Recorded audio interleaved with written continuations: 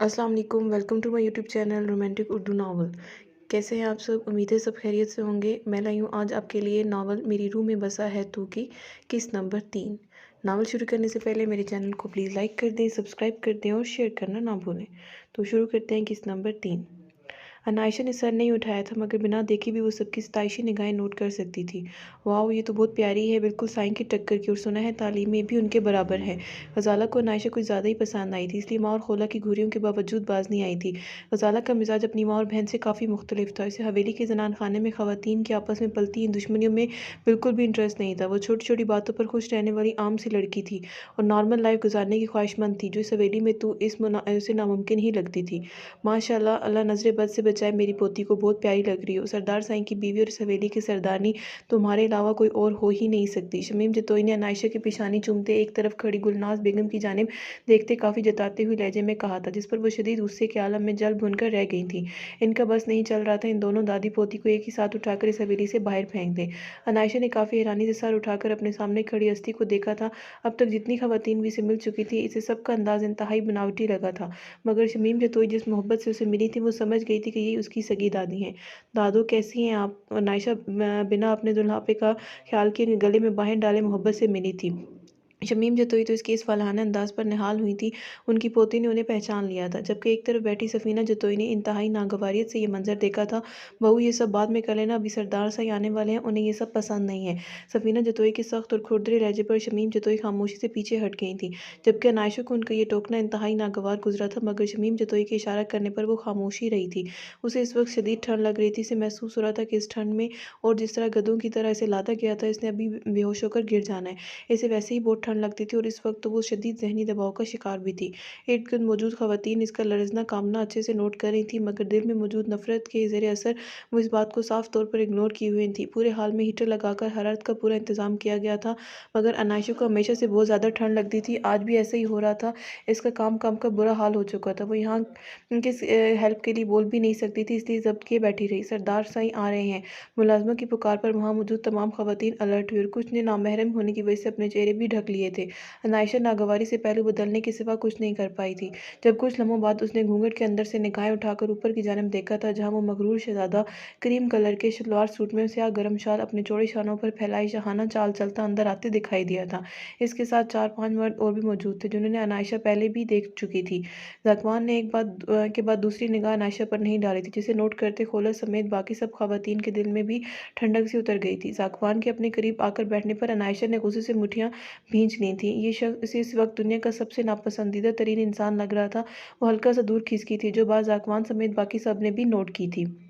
महनाज बेगम खान हवेली पहुंच चुकी थी। उनका बस नहीं चल रहा था जल्दी से जतोई हवेली जाकर अपनी नाजों में पली लाडली बेटी को सरदार जगवान जतोई जैसे संगदिल और अनापरस जागीरदार से बचाकर अपनी आगोश में ले लें, मगर वैसा चाहकर भी नहीं कर सकती थी, क्योंकि जतोई हवेली तक पहुंच पाना इतना आसान नहीं था। अनायशा, जो अपनी नादानी में यही समझ रही थी कि वो खुद अपनी मर्जी और होशियारी से जतोई हवेली में दाखिल हुई है, मामला इसके बरअक्स था। सरदार जागवान जतोई ऐसा चाहता था, तभी अनायशा के लिए हवेली के अंदर जाने के रास्ते हमवार हुए थे। महनाज, तुम जानती भी हो अनायशा बेटी को यहाँ अकेला भेजकर तुमने कितनी बड़ी गलती कर दी है। अब वो ज़ाकवान जतोई जब सारी ज़िंदगी के लिए तुम्हें अपनी बेटी से मिलने नहीं देगा, तब तुम्हें समझ आएगा कि तुमने अपने भाइयों को धोखा देकर हमसे इतनी बड़ी बात छुपाकर कितना गलत किया है।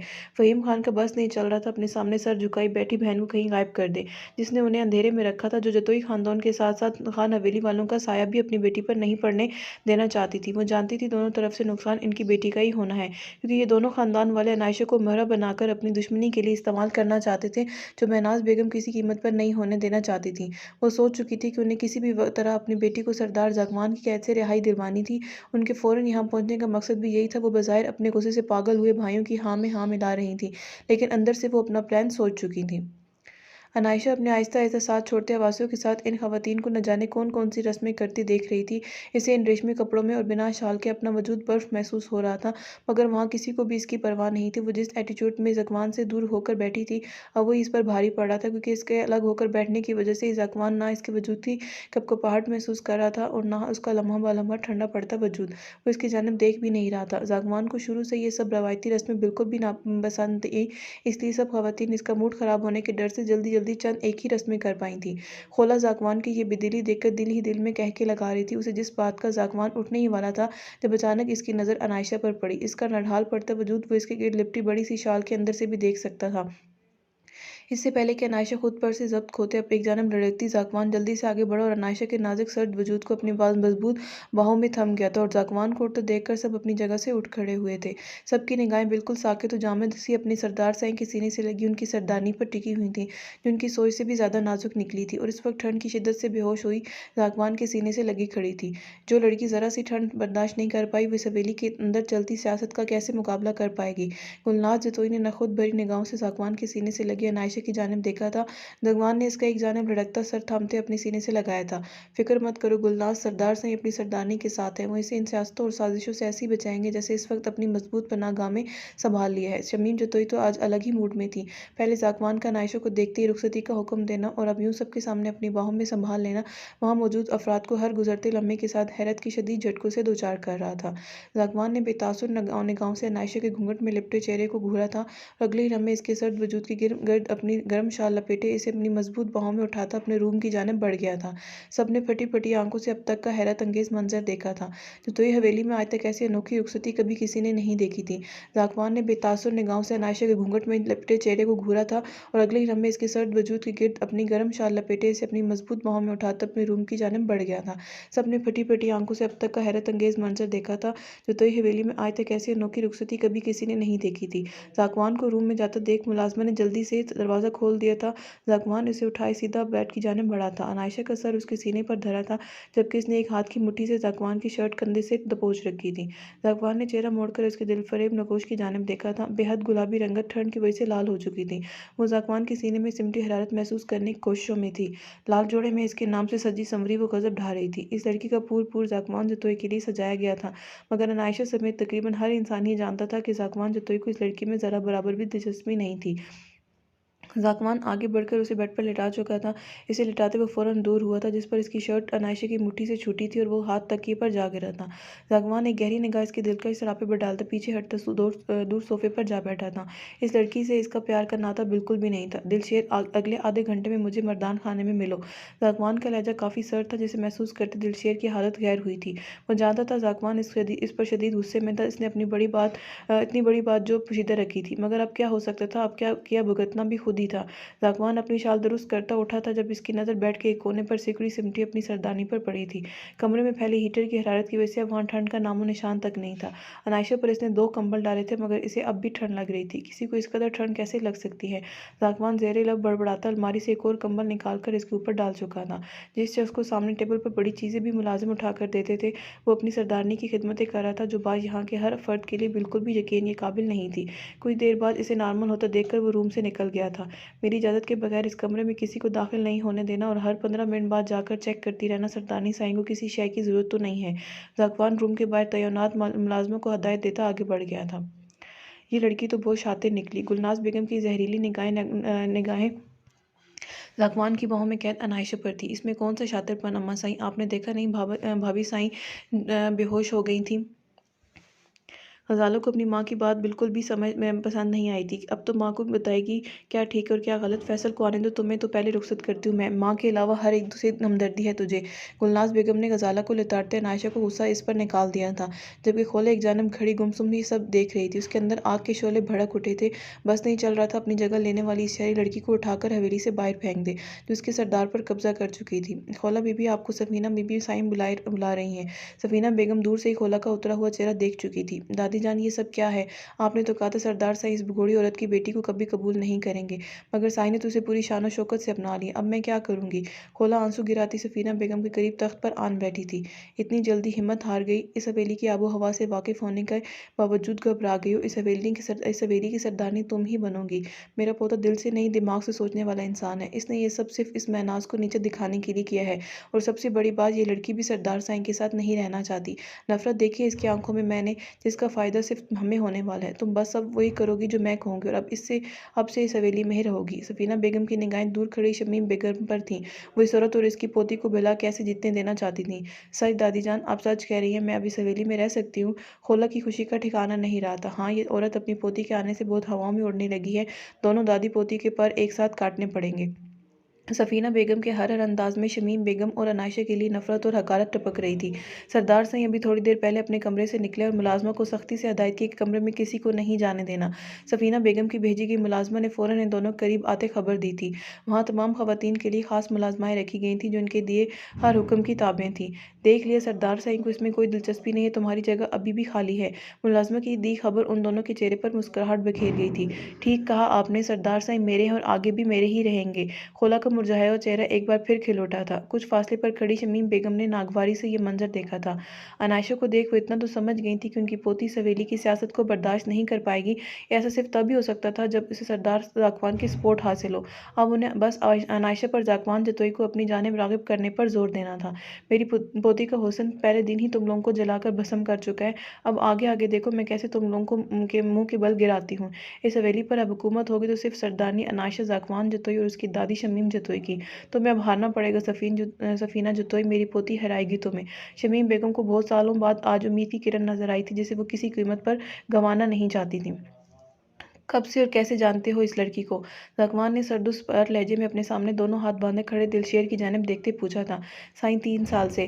दिलशेर ने निगाहें झुकाए जवाब दिया था। मोहब्बत करते हो इससे? ज़कवान ने एक और सवाल दागा था। पूरे मर्दान खाने में इस वक्त इन दोनों के अलावा कोई भी मौजूद नहीं था। जी साईं। दिलशेर ज़कवान से अब मजीद कोई भी बात नहीं छुपाना चाहता था। शादी करना चाहते हो इससे? ज़कवान का लहजा अभी भी हनूस सख्त था। जी साईं। दिलशेर ने बिना सर उठाए जवाब दिया था। मेरे कहने पर छोड़ सकते हो इसे, फरामोश कर सकते हो उसे? ज़कवान के अगले सवाल पर दिलशेर ने झटके से सर उठाया था। इसे लगा था ज़कवान ने सवाल नहीं पूछा था बल्कि इसके सीने में धड़कते दिल पर खंजर मारते इसे मुर्दा कर दिया था। साईं। इसने बेयकीनी से ज़कवान जतोई को देखा था क्योंकि इसे अपने सरदार से इस कदर संगदिली की उम्मीद बिल्कुल भी नहीं थी। कुछ पूछा है मैंने तुमसे? ज़कवान ने बेतासुर निगाहों से देखा था। साईं आपकी खातिर इसे छोड़ तो सकता हूँ मगर इसे फरामोश करना मेरे बस में नहीं है। दिलशेर के नकूश बिल्कुल खिंच चुके थे, आंखें लाल हो रही थी। इसने ये जवाब कितनी मुश्किल से दिया था, कोई इसके दिल से पूछता। मुझे तुमसे यही उम्मीद थी। यकीन करो ये फैसला तुम्हारे आगे की ज़िंदगी के लिए बेहतरीन साबित होगा। ये प्यार मोहब्बत कुछ नहीं होता, इस चक्कर में खुद को बर्बाद मत करो तो ही अक्लमंदी है। ज़कवान को दिलशेर का फैसला बहुत पसंद आया था। सिगरेट सुलगाते उसने दिलशेर को वहाँ से जाने का बोल दिया था। जब इसी लम्हे इसका मोबाइल बजा था। सरदार साईं आप जो चाहते थे वो हो चुका है। मुझे एक बार अपनी बेटी से मिलना है। महनाज बेगम के लहजे में अपनी बेटी के लिए तड़प वाज़ेह थी जो महसूस करते ज़कवान जतोई के दिल में सुकून उतरता चला गया था। आप इस हवेली में कदम नहीं रख सकती और जब तक मैं ना चाहूँ मेरी बीवी से नहीं मिल सकती। आप यूँ बार बार मुझे डिस्टर्ब करके अपनी बेटी के लिए मुश्किलात बढ़ा रही हैं। इस हवेली के सख्त कवानीन से तो वाकिफ़ ही हैं आप। इसी वजह से तो भाग कर गई थी यहाँ से। ऐसा ना हो आपकी बेटी को भी वैसी मुश्किलात का सामना करना पड़े। ज़कवान ने बात ख़त्म करते सिगरेट का गहरा कश लेते धुआं फ़िज़ा में छोड़ा था। इसकी धमकी सुनकर महनाज बेगम को चुप सी लग गई। हर गुज़रता लम्हे उन्हें एहसास दिला रहा था कि वह आयशा को यहाँ भेजकर कितनी बड़ी गलती सरज़द कर चुकी हैं। ज़कवान जतोई जैसे इंसान से लड़ना उनकी बस की बात नहीं थी, बल्कि यहाँ कोई ऐसा इंसान था ही नहीं जो ज़कवान जतोई के आगे अपनी बात मनवा सके। ज़कवान दूसरी जानिब छाई खामोशी महसूस करता फ़ोन बंद कर गया था। अनायशा ने किस्मसाते आंखें खोल दी थी। खुद पर पड़े वजन से इसे अपनी सांस रुकती महसूस हुई। कंबल से मुंह निकालते इसने इर्द गिर्द के माहौल का जायजा लेना चाहा। पहले तो इसे कुछ समझ नहीं आया मगर अगले ही लम्हे वो कंबल हटाती एक झटके से उठ बैठी थी। आहिस्ता आहिस्ता गुजरे तमाम लम्हे इसके ज़हन में किसी फिल्म की तरह गर्दिश करने लगे थे जो इसका खून खुलाकर रख दिया था। अल्लाह जी कहाँ पहुँचा दिया मुझे आपने, मैं कैसे निकलूंगी इस साइको सरदार के चुंगल से। अनायशा बेड से उठी थी। वो भारी भरकम लिबास अभी भी इसके वजूद पर मौजूद था। इडियट लोग, ऐसे लिबास भला कौन पहनता है, पूरी बॉडी पेन कर रही है। अनायशा ने ज्वेलरी उतार कर टेबल पर रखना शुरू कर दी। जब इसी लम्हे दरवाजे पर आहट हुई थी। सरदारनी साहिब आपकी तबीयत ठीक है? आपको किसी शय की ज़रूरत तो नहीं? मुलाजमा ने अंदर आते बर्जस्ता सवाल किया था। मैं बिल्कुल ठीक हूँ और मेरा नाम अनायशा आज़म खान है, कोई सरदारनी वर्दानी नहीं हूँ। अंडरस्टैंड? अब जाओ और जाकर इस पागल सरदार को बुलाकर लाओ, बात करनी है मुझे उससे। अनायशा अपनी झंझनाहट और गुस्सा मुलाजमा पर निकालती काफ़ी रूड हुई थी, वरना वो हमेशा मुलाजमीन के साथ बहुत अच्छे से पेश आती थी। जी सरदारनी साईं। वो मुलाजमा सर झुकाए जवाब देती खामोशी से निकल गई मगर उसके पीछे दरवाजे के बाहर कान लगाए खड़ी सफ़ीना बेगम की मुलाजमा को तो जैसे एक नई मिसालदार खबर मिल चुकी थी। वो जल्दी से ये खबर अपनी मालकिन को सुनाने दौड़ी थी।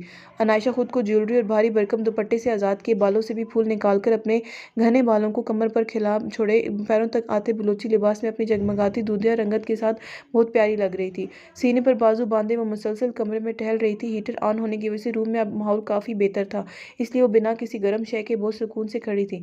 जब अचानक जोरदार आवाज़ में दरवाज़ा खुलने पर वो अपनी जगह से उछल गई थी। मगर अंदर दाखिल होते ज़ाकवान जतोई को देखकर इसने बहुत मुश्किल से अपने होंठ भींच लिए थे। अनायशा को इस शख्स से शदीद नफरत महसूस हो रही थी। मुझे कब तक यहाँ कैद रहना है? अनायशा ने इस शाहाना अंदाज में सोफे पर विराजमान होता देख मुठ्ठियाँ भींचकर बहुत मुश्किल से खुद पर काबू रखा था। ताउम्र सिगरेट सुलगाते इसने सुकून से जवाब दिया था और नज़र उठाकर एक भरपूर निगाह इसके दिलकश वजूद पर डाली थी।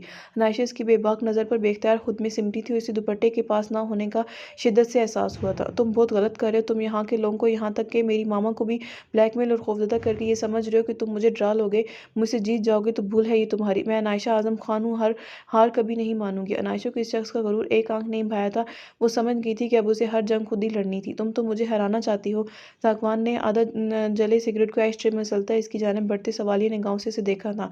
हाँ, और एक दिन ऐसा करके रहूंगी। इसे करीब आता देख अनायशा अंदर से लरज उठी थी, मगर चेहरे पर खौफ जाहिर नहीं होने दिया था। इसकी बात पर ज़ाकवान ने ऐसे कहका लगाया जैसे किसी बच्चे की बचकाना बात सुनकर हंसते हैं। तुम एक इंतहाई अनायशा के बाकी अल्फाज मुंह में ही रह गए थे, क्योंकि ज़ाकवान जो तो इसकी कलाई गिरफ्त में लेकर अपनी जानिब खींच चुका था। हाँ, और एक दिन ऐसा करके रहूंगी। इसे करीब आता देखकर अनायशा अंदर से लरज चुकी थी। अनायशा के बाकी अल्फाज मुंह में ही रह गए थे, क्योंकि ज़ाकवान जो तो ही इसकी कलाई गिरफ्त में लेकर अपनी जानिब खींच चुका था। मैं एक इंतहाई जालिम सरदार हूँ, जिसकी मर्जी के बगैर इसकी सल्तनत में कोई परिंदा भी पर नहीं मार सकता। तुम भी यहाँ वही करोगी जो मैं चाहूँगा, वरना अंजाम की जिम्मेदार तुम खुद होगी। ज़ाकवान जतोई से अपने बेहद करीब करता इसकी जानिब झुका था। ये मत समझना सरदार ज़ाकवान जतोई को तुम में ज़रा सी भी दिलचस्पी है। ये तुम्हारी खातिर मरा जा रहा है। ज़ाकवान ने इसकी गुलाबी गाल को छूते अपनी बात मुकम्मल की थी, जिसे सुनकर अनायशा का पारा मजीद चढ़ गया था। तो फिर क्यों आ रहे हो मेरे करीब? ओ सच में ये तो बात भूल ही गई। तुम जैसे नाम नहाद मर्दाना ना रखने वाले सरदार तो हवस के पुजारी भी होते हैं, जिनके नज़दीक औरत टिश्यू पेपर से ज़्यादा कोई अहमियत नहीं रखती। एक औरत का हक मारकर इस पर सोकर मुसलत कर देने में है, सिर्फ अपनी ख्वाहिशात की तकमील करके अपनी अना को तस्कीन देने की खातिर। तुम जैसे मर्दों। अनायशा भी मजीद कुछ बोलना चाहती थी, अपने अंदर का सारा गुबार निकाल देना चाहती थी, मगर ज़ाकवान की अगली हरकत इसको अपनी जगह मुंजमद कर गई थी। वो इसके चेहरे पर झुकता, इसके गाल पर अपना भरपूर इस्तेहकाक इस्तेमाल करता गहरे निशान छोड़ गया था। मैं तो भूल ही गया था कि आज हमारी सुहाग रात है। थैंक्स, तुमने अभी याद दिलवाया। ज़ाकवान इसकी लाल पड़ती रंगत और लाल अरूसी जोड़े में रहनाइयाँ बखेरते सरापे को बेबाक निगाहों से देखता इस तरह अंदर तक लर्जा गया था। क्या मतलब? तुम ऐसा कुछ नहीं करोगे? अनायशा से बोलना महाल होता। अभी कुछ देर जिस दिलेरी से वो इस पर इल्ज़ाम लगा रही थी, वह सब अब उड़नछू हो चुकी थी। तुमने ही तो अभी कहा कि मुझे से हवस परस्त इंसान का यही काम है, तो वही करने लगा हूँ। ज़ाकवान इसकी जर्द पड़ती रंगत और लरजते वजूद को बाहों में उठा चुका था। छोड़े मुझे, मैं अपने अल्फाज वापस लेती हूँ। मैंने वो सब उससे भी बोला, मैं जानती हूँ तुम वैसे मर्द नहीं हो। अनायशा अपनी जज्बात में आकर कही बात पर जी भरकर पछताई थी। Are you sure? ज़ाकवान को उसका ये हिरनी जैसा डरा सहमा अंदाज बहुत मज़ा दे रहा था। अनायशा ने खामोशी के साथ इस बात में सर हिला दिया था, जिसके साथ ही ज़ाकवान ने इसे नीचे उतार चुका था। तुम्हें इस हवेली का हर रूल फॉलो करना होगा। तुम्हारे बीच क्या रिलेशन है, ये हवेली की किसी मुलाजमन तक के कान में नहीं पड़ना चाहिए। और सबके सामने तुम मुझे यहाँ के बाकी लोगों की तरह सरदार से आप कहकर मुखातिब करोगी। ये सब मानोगी तो फ़ायदे में रहोगी। ज़ाकवान दोबारा सोफे पर विराजमान होता इसे अपनी सारी शर्तें बता गया था, जिसे अनायशा फ़ौरन मान भी गई थी। इसे अपनी मामा की कई बार याद आई थी। इस वक्त पूरी तरह इस साइको वडेरे के रहमो करम पर थी। इसे हर हाल में इसकी बातें माननी थी। मुझे चेंज करना है। कुछ देर की खामोशी के बाद अनायशा ने इसे दोबारा मुखातिब किया था, जबकि इसकी बात पर ज़ाकवान ने इस जिन निगाहों से देखा तो वो शर्म से पानी पानी हुई थी। अल्लाह जी, ये शख्स कितनी। अनायशा दांत पीसती दिल ही दिल में से गालियों से नवाज गई थी। मेरा मतलब, मेरे पास और ड्रेस नहीं है, मुझे चेंज करना है। अनायशा ने दोबारा जुमले की तस्दीक करते वक्त वाज़ेह वजाहत बयान की थी। इसे अब इस वक्त से ज़रा भी इस बात की बैद नहीं थी कि वाकई चेंज ही ना करवा दे। सामने वाली कब्र में तुम्हारे लिए मलबूसात मौजूद हैं। इसके इशारे पर अनायशा हैरान होती अलमारी की जाने बढ़ी थी, जिसे खोलती इसकी आंखें चंदिया गई थी। वहाँ बहुत सारे लिबास मौजूद थे, जिनमें से आधी बलोची स्टाइल में थे और बाकी शलवार सूट। अनायशा ने तो शलवार सूट भी कम ही कभी पहना था, मगर इस वक्त से ये लिबास गनीमत लगे थे। मुझे मेरा फ़ोन चाहिए, मुझे अपनी फ्रेंड से बात करनी है। मैं उसे बहुत बड़ी प्रॉब्लम में छोड़ कर आई थी। प्लीज़ मेरी से बात करवा दो, मुझे इसकी बहुत फ़िक्र हो रही है। अनायशा ने मुल्तजी लहजे में कहते इससे मोबाइल मांगा था। महनाज बेगम से बात करने के बाद वो इनकी जानिब से मुतमईन हो चुकी थी, मगर इसे जरजान की फ़िक्र सताई जा न जाने वो किस हाल में थी। इसे बिल्कुल भी उम्मीद नहीं थी ज़ाकवान इसकी बात मान जाएगा, मगर अगले ही लम्हे ज़ाकवान ने पॉकेट से इसका मोबाइल निकाल कर इसकी जानिब बढ़ाते इसकी सोच को बिल्कुल गलत करार दे दिया था। अगर इस मोबाइल का गलत इस्तेमाल किया गया तो ज़ाकवान ने बात अधूरी छोड़ दी थी। वो इसे महनाज बेगम और अपने ख़ानदान वालों से बात करने से सख्ती से मना कर चुका था। नायशा बज़ाहिर तो इसकी बात मान चुकी थी, मगर इस पर आगे चलकर अमल करने का इसका कोई इरादा नहीं था। ज़री तुम ठीक हो? तुम्हारी शादी रुकवा दी गई ना? अनायशा कल से ट्राई करती है, मगर इसका जरजान से रब्ता नहीं हो पाया था। आज भी सुबह नाश्ता करने से पहले भी इसे जरजान आज भी सुबह नाश्ता करने से पहले भी इसने जरजान का नंबर डायल किया था, जो पहली बेल पर ही रिसीव कर ली गई थी। अनायशा ने इसकी बुझी बुझी से आवाज़ सुनते ही बेचैनी से पूछा था, हाँ रुक गई ये शादी, मगर तुम्हारे साथ जो हुआ मुझे वो सब पता चला है। मुझे माफ़ कर दो, मेरी वजह से तुम्हें वो सब बर्दाश्त करना पड़ रहा है। जरजान इसकी आवाज़ सुनते ही रो दी थी, जबकि उसकी शादी रुक जाने का सुनकर अनायशा के दिल में सुकून उतर गया था। ओह तुम मेरी फिक्र मत करो, मैं बिल्कुल ठीक हूँ, बहुत जल्द इस सरदार की अकल भी ठिकाने लगा दूंगी। तुम मुझे बस इतना बताओ, अब तुम परेशान तो नहीं और तुम्हारे इस लूर बॉय ने रिश्ते की कोई बात चलाई तुम्हारे घर वालों के साथ? अनायशा इसकी आवाज़ में घुली परेशानी नोट कर चुकी थी। इसकी पूछने की देर थी जब दूसरी जानिब बैठी जरजान फूट फूट कर रो दी। जरी क्या हुआ, तुम रो क्यों रही हो? वहाँ क्या हुआ है, जल्दी बताओ, मुझे टेंशन हो रही है। अनायशा का दिल चाह उठकर अपनी बेस्ट फ्रेंड के पास पहुंच जाए। वो अब कभी मुझसे शादी नहीं करेंगे, उन्होंने मुझसे मोहब्बत का रिश्ता भी ख़त्म कर दिया। तुम ठीक कहती थी, ये मोहब्बत बहुत रुस्वा करती है, इन रास्तों पर चलना ही नहीं चाहिए। जरजान हिचकियों के बीच बोलती है, अनायशा को मजीद परेशान कर गई थी। देखो जरी रिलैक्स हो जाओ, पानी पियो और तहम्मुल से मुझे सारी बात बताओ, आखिर हुआ क्या है? मुझे इस तरह तुम्हारी कोई बात समझ नहीं आ रही। अनायशा का जवाब दे चुका था। दिलशेर ने बोला है वो मुझसे शादी नहीं करना चाहते और अब आगे हम दोनों के बीच मोहब्बत का रिश्ता भी ख़त्म हो चुका है। उन्होंने मुझसे सारे ताल्लुक तोड़ दिए हैं। जरजान का मुसलसल रोने की वजह से गला बैठ चुका था। वाट, मगर वैसे कैसे कर सकते हैं? तुम्हारे मुताबिक तो वो तुमसे मोहब्बत नहीं करता था। अनायशा को ये बात सुनकर दिलशेर पर बहुत गुस्सा आया था। हाँ मोहब्बत तो अब भी करते हैं, मगर ताल्लुक ख़त्म करने का फैसला उन्होंने मजबूरी में किया है। सरजान आंसू के दरमियान बोली, क्या मतलब? मैं समझी नहीं, ऐसी क्या मजबूरी? अनायशा का दिमाग पूरी तरह से उलझ चुका था। सरदार से ही नहीं चाहते कि हम दोनों की शादी, और दिलशेर हम हमेशा से वही करते हैं जो सरदार से इन्होंने कहने को कहा है, और अब उनके कहने पर मुझे छोड़ चुके हैं। जरजान की बात सुनकर अनायशा को गुस्से से बुरा हाल हुआ। ये क्या नॉनसेंस है? ये साइको सरदार होता कौन है, किसी की लाइफ के फैसले करने वाला? और कैसी मोहब्बत इस दिलशेर को तुमसे, जो किसी के भी कहने पर यूं छोड़ देगा? तुम इस जैसे बुज़दिल मर्द के लिए क्यों रो रही हो? ऐसे मर्द कम अज़ कम मोहब्बत के काबिल तो बिल्कुल भी नहीं होते। अनायशा को जागवान के साथ साथ दिलशेर पर भी बहुत गुस्सा आ रहा था, जिसने इतनी आसानी से अपनी मोहब्बत को कुर्बान कर दिया था। मैं बहुत मोहब्बत करती हूँ उनसे, वो मेरे साथ ऐसा कैसे कर सकते हैं? मैं उन्हें कभी माफ़ नहीं करूँगी। जरजान की हालत देखकर अनायशा की आंखें भीग चुकी थीं। कॉल डिस्कनेक्ट हो चुकी थी, मगर अनायशा का पूरा चेहरा भीग चुका था। इसकी लाइफ में अब तक जरजान और इसकी मामा सबसे इंपॉर्टेंट रही थी।